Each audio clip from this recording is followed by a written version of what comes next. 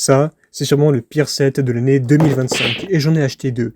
Les figurines de la boîte sont sympas, mais les constructions, elles, sont vraiment mauvaises. Mais j'ai remédié à ça, en utilisant seulement les pièces issues des 2 boîtes pour faire 6 nouvelles constructions qui à la fin vont me permettre de créer un véritable champ de bataille de clones versus droïdes. En numéro 1, le speeder des marées de la 327e, c'est la plus grosse construction. Elle utilise une centaine de pièces, la forme est légèrement différente des 2 versions que Lego a pu nous proposer dans le passé, mais la version que j'ai créée est assez fidèle au matériel source. On retrouve les 2 tourelles à l'avant, avec les 2 postes de pilotage, et même une petite tile tampographiée. Je trouve ce type de construction bien plus sympa qu'un ATRT dans ce genre de playset. En numéro 2, on a une speeder bike de la 327e, qui est composée d'environ 60 pièces. La forme du speeder s'éloigne du classique modèle BARC, mais il se rapproche plus des modèles que l'on peut voir dans les films, comme par exemple durant la scène de l'Ordre 66 pendant la revanche des Sith. Je trouve la forme plutôt convaincante pour le peu de pièces qu'il y a dans le set, et franchement elle est assez sympa avec un clone assis sur le poste de pilotage. En numéro 3, on a le droid crabe chelou.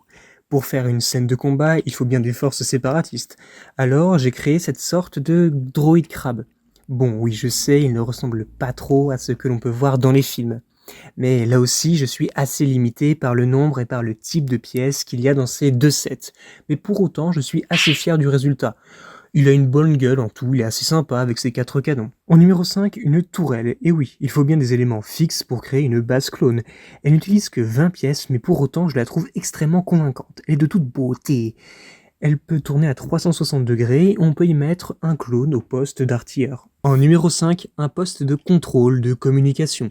La construction est assez simpliste, mais elle fait le travail. J'ai utilisé les 2 pièces d'épée présentes dans les boîtes pour faire des sortes d'antennes et toutes sortes de pièces plates, lisses, pour lisser la construction, pour donner un côté métallique, un côté mécanique, etc.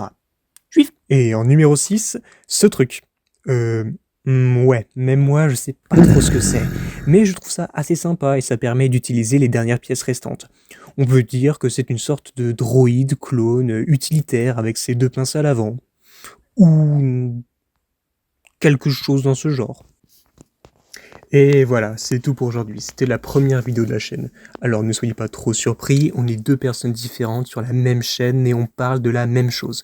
On va essayer d'être un maximum régulier, alors tout ce qu'on te demande c'est de t'abonner. C'est gagnant-gagnant pour toi comme pour moi, on vise des 30K abos. Sur ce, bisous sur la fesse droite.